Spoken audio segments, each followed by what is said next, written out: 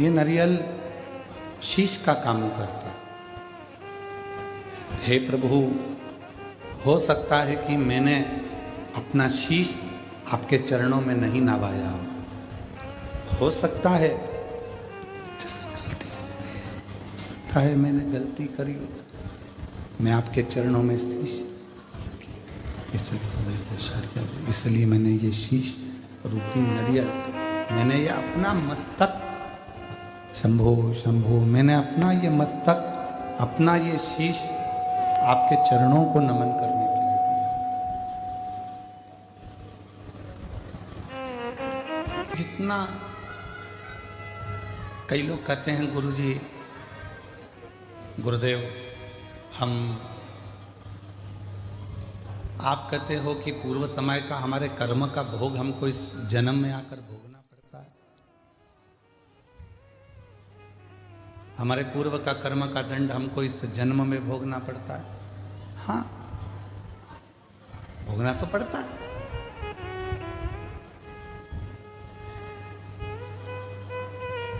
पहले जब हम छोटे थे,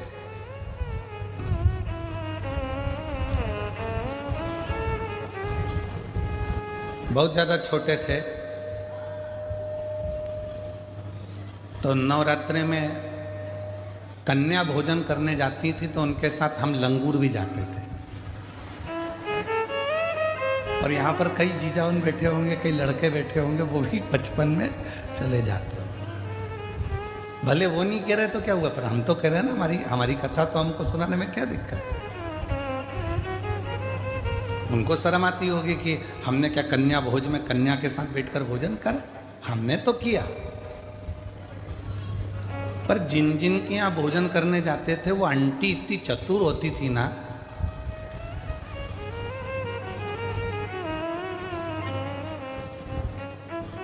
पूड़ी बनाती, हलवा बनाती, सब्जी बनाती। अब उस समय पर हमें भी 3-4 घर में भोजन करने जाना पड़ता, तो कई घर ऐसे थे कि जहां पर हम भोजन नहीं कर पाते, तो वो क्या करती, बेटा जितना खाना उतना खाना, बाकी का बांध के ले जा। वो आंटी इतनी चतुर थी कि हमें जितना खाना होता था उतना खा लेते थे, और बाद में वो आंटी ऐसे पूरा पत्तल की ऐसी घड़ी बना के उसमें पूड़ी सब्जी सब रख के और हमको दे देती थी, और साथ में विदा में एक केला भी दे देती थी, और हम चले जाते।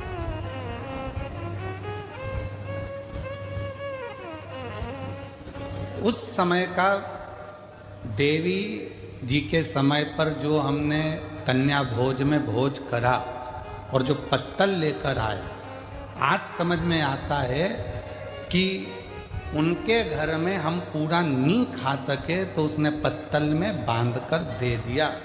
उसी तरह ऊपर भी हमारा कर्म का दंड हम पूर्व जन्म का नहीं भोग सके तो उसने हमारे जन्म के साथ पत्तल में बांधकर अभी दे दिया।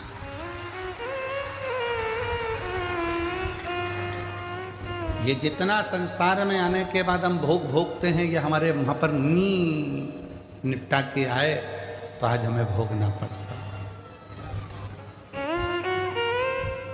कोई पूर्व का कर्म जो था वो हम नहीं भोग सके तो उसका थोड़ा सा भाग रह गया।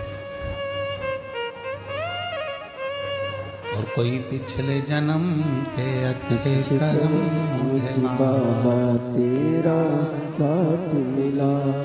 हम पिछले जन्म के कर्मों का भोग भोगते भोगते भोगते भोगते इस जन्म का भी भोग भोग रहे हैं।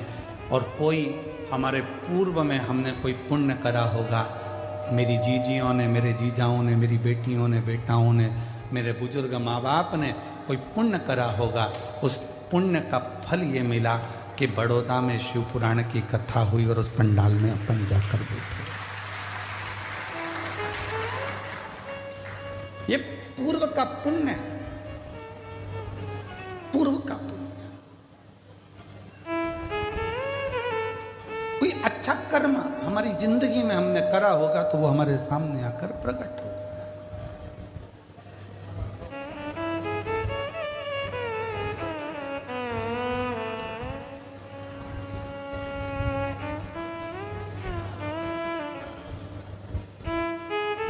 किसी ने पूछा गुरुजी बहू कौन से कर्म से मिलती है? हमने कहा गाय को रोटी खिलाने से। अच्छा, हाँ, पूर्व जन्म में गाय तुम्हारे दरवाजे पर आती थी, तुम्हारे दरवाजे पर खड़ी रहती थी रोटी के लिए, तुम रोटी लाकर देती थी, वो खा लेती थी। दूसरी बार फिर आती थी, तुम रोटी नहीं देती थी, घर के लोग कहते थे अभी तो दी थी, अभी तो दी थी, और उसको डंडा उठाकर चिल्लाकर भगा देते। बस वो ही गाय तेरे घर बहू बन के आई। सुबह की चाय दे देती है बहुत अच्छे से, दिन की मांग के दे, मांग के। अरे मम्मी अब भी तो पी थी तुमने, सबकी चाय बनाऊंगी तो क्या तुम्हारी भी बनाऊंगी? ये तो अब भी सर्विस से आए, नौकरी से आए, इनकी बनाऊं कि तुम्हारी बनाऊं? बस अगर उस समय पर रोटी 2 बार भी दे देती।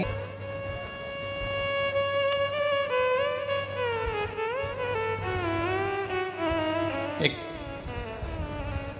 पुरानी कथा बा, बहुत पहले हम श्रवण कराए थे, आज फिर स्मरण में आ गई कि एक राजा के लड़के की शादी हुई और राजा के लड़के की शादी हुई और घर में बहू आ गई। शयन कक्ष में बहू पहुंच गई सोने के लिए, बेटा सो रहा था, पत्नी ने उस राजा के लड़के की तलवार जो निकाली म्यान में से, म्यान इतनी सुंदर है, इतनी सुंदर म्यान, और म्यान में से जैसे उसने सोचा कि म्यान इतनी सुंदर है तो तलवार कितनी सुंदर होगी, जो तलवार निकाली और तलवार की चमक के कारण वो हाथ से छूट गई और राजा का बेटा जिससे उसकी शादी हुई थी वो मर गया। तलवार छूटते ही उसी के ऊपर गिरी और उसका गला कट गया, वो मर गया। उस बहू ने विचार करा कि मुझे मृत्यु दंड मिलेगा, राजा का इकलौता लड़का है। उसने उस राजा के लड़के को खींचा, तुलसी के क्यारे के पीछे ले जाकर उसको पटका और कक्ष में चली गई। सवेरे सवेरे मंदिर में पंडित जी पूजन करने आए और वो चिल्ला चिल्ला कर आवाज लगाने लगी, हाय मेरे पति को मार दिया इस पंडित ने, ये पंडित ने मेरे पति को मार दिया, चिल्ला चिल्ला कर आवाज लगा। राजा के दूत आ गए, पंडित जी को पकड़ कर ले गए, अंतिम संस्कार किया बेटे का। अब दंड देने की बारी आई। राजा ने कहा कि अब इसको दंड सुनाना है, पर इस पंडित ने, इस ब्राह्मण ने मेरे घर के मंदिर की बहुत सेवा करी, इसने मेरे बेटे को क्यों मारा वो पता नहीं। पंडित जी हाथ जोड़कर बोले, महाराज मैंने आपके बेटे को नहीं मारा, मैं सत्य बोल रहा हूं, मेरी बात पर विश्वास तो करो। कोई नहीं सुना। आखिरी में राजा ने सोचा कि पंडित को मृत्यु दंड नहीं देंगे, जिस हाथ से पंडित ने मेरे बेटे को मारा है उसका हाथ काट दिया जाए। उसका हाथ काट दिया, एक हाथ का रह गया। अब पंडित जी ने मन में सोचा कि मैंने कौन सा पाप करा था ऐसा जो मेरा एक हाथ कट गया। गुरु के पास जाऊंगा, अपने गुरु जी से पूछूंगा कि मैंने पाप कौन सा करा। पंडित जी पहुंच गए अपने गुरु जी के पास में, और जो गए गुरु जी के पास में तो गुरु जी तो घर में नहीं थे, उनकी धर्म पत्नी थी। जैसे ही दरवाजा बजाया, गुरुजी गुरुजी गुरुजी, इतने में पत्नी दौड़ कर आई। कौन गुरुजी? ना जाने कहां से आ जाते हैं चिल्लाने के लिए। मेरे गुरुजी यहीं रहते थे। हाँ, कहीं पर पड़ा होगा तेरा गुरु, चल निकल यहां से। पत्नी चिल्ला कर दौड़ी, पंडित जी चले गए। फिर इंतजार करें मेरे गुरु आएंगे, और गुरुजी आए। दरवाजा बजाया, पत्नी कहीं गई थी, दरवाजा खोला गुरुजी ने। गुरुजी, हाँ बेटा तुम, ये तेरा हाथ कैसे कट गया? वही तो पूछने आया हूं गुरुजी कि मैंने कौन सा पाप करा था जो मेरा हाथ कट गया। मैंने तो राजा के लड़के को मारा भी नहीं और मुझे ये दंड मिल गया। पर गुरुजी मैं इस सब बात में पूछूंगा, पहले मेरा एक प्रश्न है उसका उत्तर दीजिए। गुरुजी ने पूछा, कौन सा प्रश्न? गुरुजी, मैं सुबह आया था, दरवाजा बजाया था, आपकी धर्म पत्नी ने मुझे खूब गाली सुनाई और आपको भी सुनाई। मेरा कर्म दंड बाद में बताना, पहले ये बताओ कि आपका पूर्व का कौन सा कर्म था जो ऐसी मिली है? ये मिली आपको, आप तो इतने विद्वान पंडित जी, इतने विद्वान गुरुजी, और आपकी पत्नी ऐसी मिली है। तब गुरुजी ने कहा, देख बेटा, ये मेरे पूर्व जन्म की बात है। पूर्व जन्म में ये गधी थी, मैं कौवा था। इस गधी की पीठ पर वजन ढोते ढोते ढोते ढोते घाव हो गया। घाव के कारण एक फोड़ा हो गया था। मैं कौवा उड़कर आता था, इसकी पीठ पर बैठकर इसके घाव को खरोदता था। घाव खरोदते खरोदते वो गधी इतनी परेशान हो गई कि मुझे, मेरे कारण बस वो भागकर हरिद्वार चली गई। मैं उसको ढूंढता ढूंढता कौवे की योनि में हरिद्वार पहुंच गया और फिर वो गधी मिल गई। मैंने फिर उसकी पीठ को खरोदा, वो दौड़कर गंगा जी में कूद गई। मैं भी गंगा में, तो मैं इसका पति बना और ये मेरी पत्नी बनी। उस समय पर मैं अपनी चोंच से इसको खरोदता था, अब ये अपनी चोंच से मुझे खरोद, अभी अपनी चोंच से मुझे खरोद रही। गुरुजी, ये तो मैंने सुना, पर मेरा हाथ क्यों कटा? मैंने कौन सा कर्म करा? तो कहा, पूर्व समय में तुम एक संत थे, बैठे थे, तुमने नियम लिया था कि मैं सत्य बोलूंगा और सत्य के सिवा कुछ नहीं बोलूंगा। सत्य बोलने का नियम लेकर तुम बैठ गए।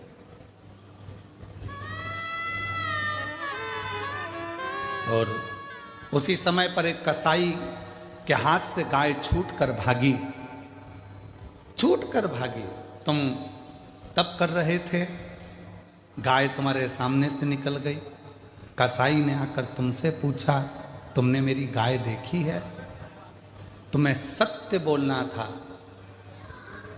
सत्य बोलना था, तो तुम तप में लगे थे, तुम झूठ नहीं बोल सकते थे, इसलिए तुमने अपने हाथ का इशारा उस गाय की ओर कर दिया। कसाई गया, गाय पकड़ी, उसको मार दिया। जो कसाई था वो राजा का लड़का बना, जो गाय थी वो बहू बनी, और उस कसाई ने उस गाय को काटा था तो उस बहू के हाथ से तलवार छूटी और वो कसाई जो राजा का लड़का बना था उसको कटना पड़ा। और तूने हाथ का इशारा कर कर बताया था गाय का स्थान, इसलिए तेरा यह हाथ कटा है, इसलिए तेरा हाथ। कोई पूर्व का कर्म हमारा ऐसा होता है जिसको हमें भोगना होता। कई लोग कह देते हैं हम मंदिर जाते हैं इसके बाद भी हमें दुख पीछा नहीं छोड़ता, हम भगवान का भजन करते हैं फिर भी दुख पीछा नहीं छोड़ता, हमारा पूर्व का हम जो कर कर आए हैं वो तो, हम जो वहां पर भोजन नहीं कर पाए तो पत्तल बांध कर लाए हैं वो तो खाना पड़ेगा। वो तो लाए हो ना बांध कर, तो उसको तो भोगना ही है। पर कुछ अच्छे कर्म कर कर, जब हम कुछ अच्छा कर्म करना प्रारंभ करते हैं तो हमारा कर्म श्रेष्ठ होते चले जाता। महाराज,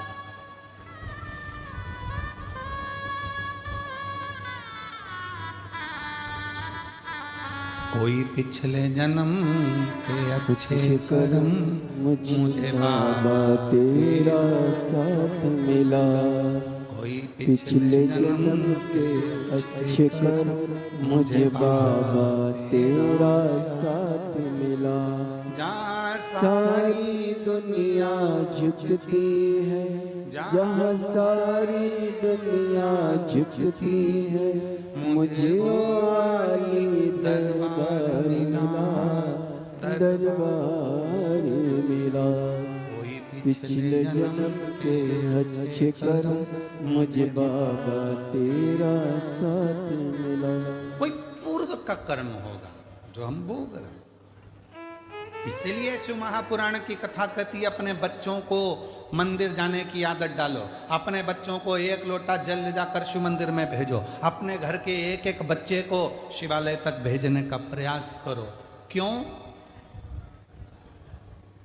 हम तो खैर वो नहीं पहनते जो तुम लोग ये शर्ट पहनते हो बटन वाली, हम नहीं पहनते हैं, हम तो ये बांधने वाली पहनते हैं, ढीली हो जाए तो कस लो। अब तुम्हारी तो जो फिटिंग है वैसी की वैसी पहन लो, भले ढीला ढल्ला हो।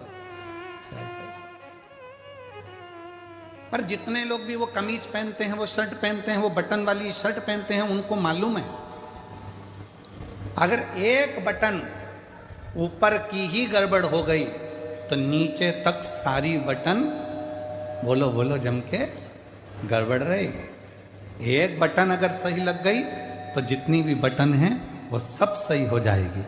एक बटन अगर आड़ी टेढ़ी हो गई तो सारी बटन आड़ी टेढ़ी हो गई। उसी तरह यदि बचपन आड़ा टेढ़ा हो गया तो जवानी अधेड़ी और बुढ़ापा भी आड़ा टेढ़ा हो गया। बटन पहले नंबर की अगर सही है तो बाकी की बटन भी सब सही है, सब सही।